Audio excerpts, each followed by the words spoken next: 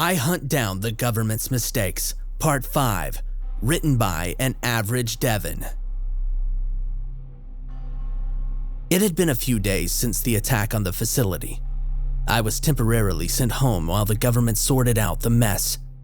With half of the building blown up, it wouldn't do much to start hunting down the experiments before we had a place to store them. We'd find them eventually anyway. I was able to sleep for about 4 hours before my phone rang. It was time to hunt down the escapees. Myself and the 3 other hunters that had helped look for Mimic were all called in again. We were given a short list of the experiments that had escaped. To my dismay, Dahlia was in fact on the list. She couldn't move on her own, so it was clear that she was with another one of the experiments, though which one, I had no clue. I tried flipping through the pages to see if the man I had seen with Mimic was on the list, but he wasn't. We were able to find about half of the 20 escapees within the first day. Some of the experiments just stand out a bit too much. And with no one to help them on the outside, well, they're just sitting ducks. There were still 11 at large, though. Dahlia, of course, was among them. I kept hoping every time we found a new lead that they would be the ones that were carrying Dahlia, but unfortunately, that was not the case. After doing a quick sweep of the nearby city with no new results, we were all sent home to rest. The government would go through cameras and contact us if they found anything. They were also calling in reinforcements after the attack, trying to find out who had orchestrated it. There was absolutely no way I was going home with a killer doll stalking me, though. Instead, I made sure that I wasn't being followed. Then I parked my car on a random street and found a small motel. It was a crappy, run-down place, but that oddly made me feel safer. I slept with my lethal gun in hand and my tranq gun nearby. I knew I wouldn't be able to sleep much, but it would only be worse for me if Dahlia did come, and I was too exhausted to fight back. The night went by with no incidences, though. I was called early in the morning once again.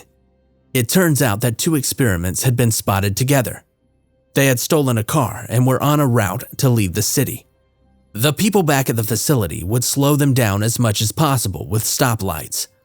They wanted me and another one of the hunters to meet up and follow them. They could possibly lead us to more of the escaped. I was quickly able to meet up with one of the hunters from before. He was probably in his mid-30s, so he had probably been doing this for much longer than I had.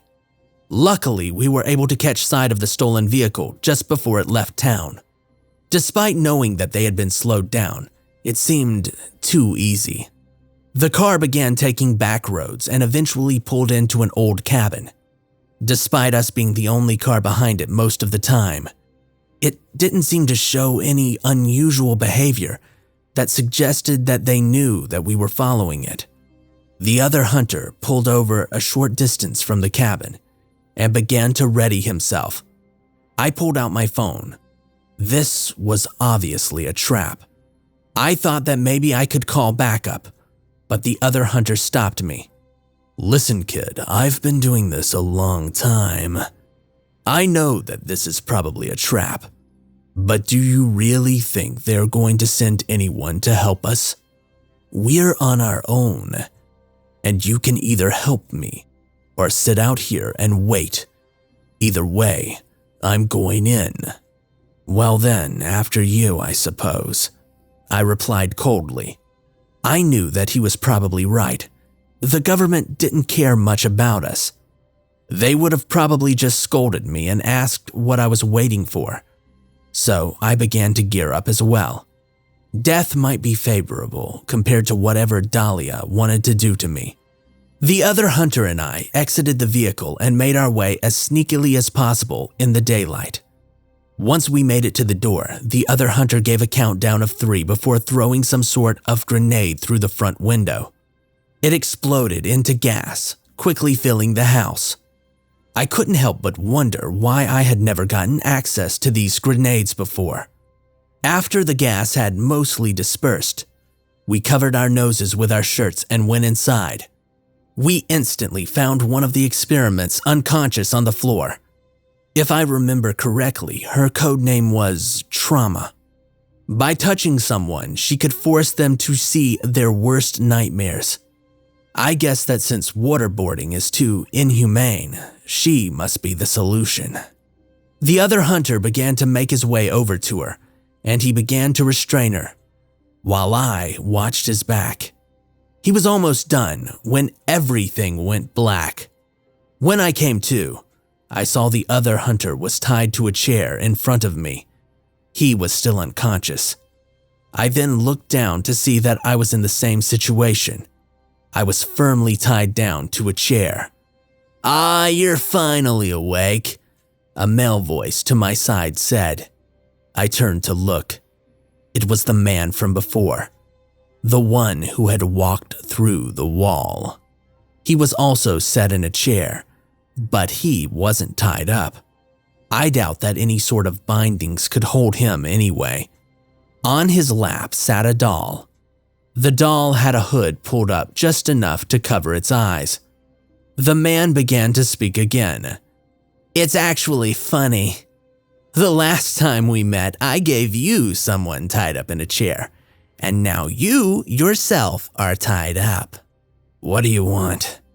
I replied, not in the mood for any games, not that I had much of a choice. "I told you. Dahlia here was coming to pick you up, but instead you came to see her yourself. How sweet of you," the man said. "Did you really miss me that much?" Dahlia finally spoke up. "Can you just kill me already, or do whatever you're going to do with me?" I responded. "I told you. I let the bad ones live, and you have been quite bad recently. Killing that poor man Jack. It was a bit fast, but I'm sure you enjoyed it," Dahlia said, mocking me. I just did what I was told. He knew what he signed up for. I said, "Yes, he did. The rest of us are not so fortunate. All of our lives were turned into games by the government. The only difference between us is that you had a choice. The rest of the experiments and myself never had the luxury of knowing what we were getting into," Dahlia said. "So what, you want to overthrow the government, expose them or something?" I questioned. Dahlia began to laugh. "No, heavens no. They're far too powerful for that. And there are far too few of us to even think about challenging them. I simply don't care enough about something like that. No, I simply wanted you," she said. "What do you want from me? I may have done terrible things, but I'm still nothing like you," I replied. "Maybe not yet, but you will be soon enough." After she did this, 2 new people entered the room. They were both wearing lab coats. One held a syringe, and once he reached me, he plunged it into my arm, releasing the fluids. Once again, the world went black. I awoke again to find myself looking at 2 bodies. One was the other hunter. The other was mine. Both had a bullet hole in the head. How was this possible? Am I dead? Then how am I still seeing this? I quickly looked down at myself, fearing the worst. I wasn't trapped in a doll, and I still appeared to be human. I touched my face and the rest of my body. I still felt solid, and I was still capable of picking things up. But why was my body seemingly dead on the floor? It's incredible, isn't it? It looks exactly like you, even down to the fingerprints. It's one of the other experiment's ability. The other one isn't a replica though. He's quite dead. And all of this was done with your gun, by the way. This came from the voice of the ghost-like man from before. "What did you do to me?" I asked. I knew that they had to have done something to me. The man simply shrugged. "Nothing. It seems as if your body rejected the serum they had planned for you." Rejected. Well, at least that was one thing to be happy about. Although I was still stuck in a room with one of my captors, as well as a dead body and the replica of my own dead body. "What now then?" I asked, even though I wasn't sure that I'd like a direct answer. "Well, since the serum didn't work, Dahlia has one last plan for you." As he said this, the door opened once more. Dahlia was brought back into the room by Trauma, this time with no hood. I was no longer tied up, but I knew there was still no way for me to escape yet. So I stood still as Trauma approached me with Dahlia in hand. Once Trauma stood directly in front of me, I crouched down and looked directly into Dahlia's eyes. I wouldn't fight fate. What I saw in those eyes was pure evil. I saw countless wars, murders, deaths, suicides. It seemed to be endless tragedy. I didn't lose control of myself, though. Instead, I quickly reached for the lighter that I had been hiding in my shoe ever since I knew Dahlia had escaped. I flicked it almost instantly and held it to Dahlia's dress. She went up in a blaze. There was no stopping the fire. Trauma and the strange man desperately tried to stop it, but it was as if Dahlia had been soaked in gasoline. I took a second to smile before sprinting out the door. I saw several people on my way out of the house, but none of them seemed concerned with me. They were all trying to get to the room with Dahlia. I knew that the whole cabin would be alight soon, so I just needed to get out. Once I made it outside, I quickly ran to where the hunter's car had been parked. It was surprisingly still there. They hadn't moved it yet, but he still had the key. So I smashed the window and hot-wired the car as quickly as possible, and then I sped off. By the time I drove by, the fire in the cabin was massive. I almost hoped that all those inside would die, but they had all been under Dahlia's control. It's possible that some of them were good people. I let that thought die, though, as I continued to move forward. I've been hiding out ever since that day.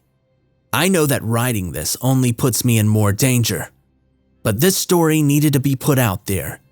It's almost guaranteed that the government will read this, and perhaps they'll send someone after me.